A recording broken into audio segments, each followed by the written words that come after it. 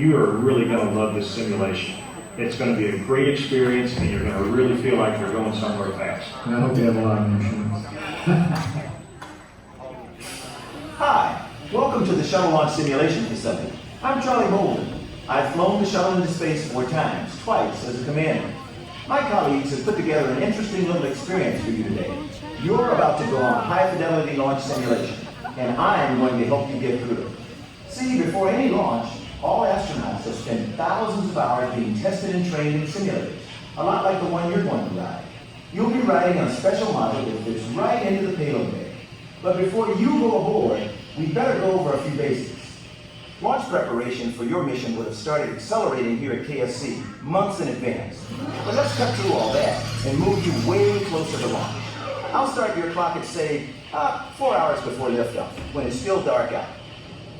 Before you got suited up, the shuttle's external tank, or ET, was fueled up. The ET holds fuel for the shuttle's 3 main engines. Inside the ET, there are actually 2 separate tanks. One has liquid hydrogen at 423 degrees below zero, the other liquid oxygen at 298 degrees below zero. They start really cold, but when those 2 liquids meet in the shuttle engines, you'll find out.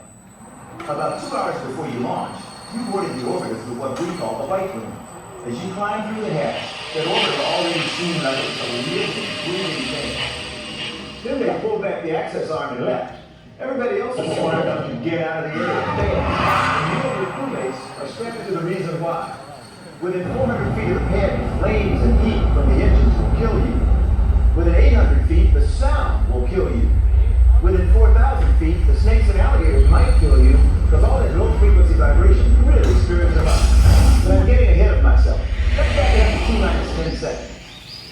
Those sparks are hydrogen reburners with sparklers. They help prevent a fire or explosion by burning off any excess fuel around your vehicle. At T-minus 6.6 seconds, the main engine will ignite. You'll hear a loud roar, and you'll feel a big rumble. After the main engines start, you'll feel the shuttle sway forward a little, but don't worry. It's engineered to come back to vertical before you go. That's what we call the twang. You're getting a lot of power from those main engines, but you're going to need even more to get to orbit. That's where the solid rocket boosters, or SRBs, come in. These guys were the most powerful solid fuel rocket engines ever flown. The SRBs ignite when the countdown gets to 0. And believe me, you'll know it. Once you fire the SRBs, you can't turn them off. So you're going somewhere. You better just focus up. Now, here's how all that's going to happen to you in real time. Minus 10 seconds to a main engine start. 7, 6, 5, 3 engines up and running. 3, 1, and liftoff.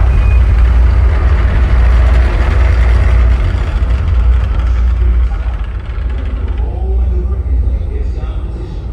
With all that acceleration pushing you back in your seat, you probably won't even feel like you're upside down.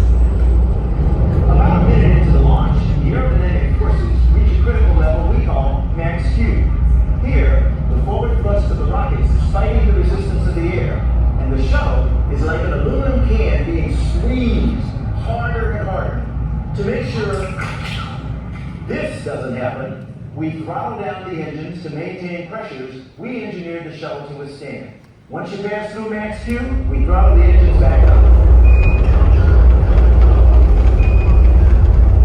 It was at this moment that we lost the Challenger in 1986. So this is always a thoughtful moment in any mission.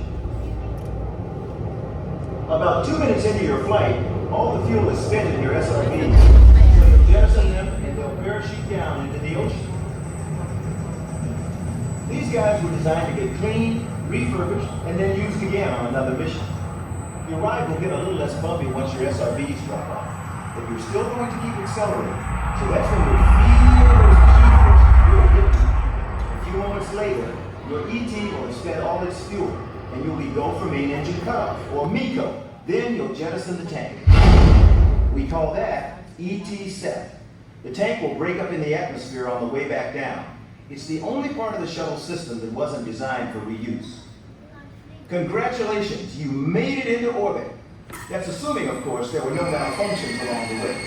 Naturally, we have hundreds of contingency plans in case something does go wrong. Take a moment to memorize these now. Got it all? Good.